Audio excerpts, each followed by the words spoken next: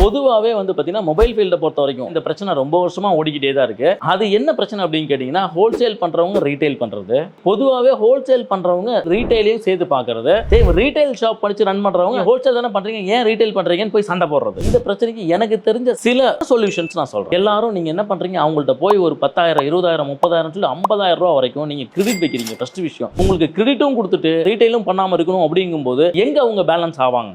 As a ரீட்டைலரா நான் என்ன பண்ணிட்டு இருந்தேன் அப்படின்னு கேட்டீங்கன்னா, ஏன் பணம் தான் வந்து பார்த்தீங்கன்னா ஹோல்சேல்ல எக்ஸஸா போட்டு வைப்பாங்க. ஸோ ரீட்டைல் பண்ணாம இருந்தா முக்கால்வாசி பிரச்சனை சால்வ் ஆகும். ரீட்டைல் பண்ணாதீங்கன்னு நாங்கள் வந்து பார்த்தீங்கன்னா டிமாண்ட் வைக்கல, ரெக்வஸ்ட் தான் பண்றோம். ரெண்டையும் ஒரே இடத்துல பண்ணாதீங்க.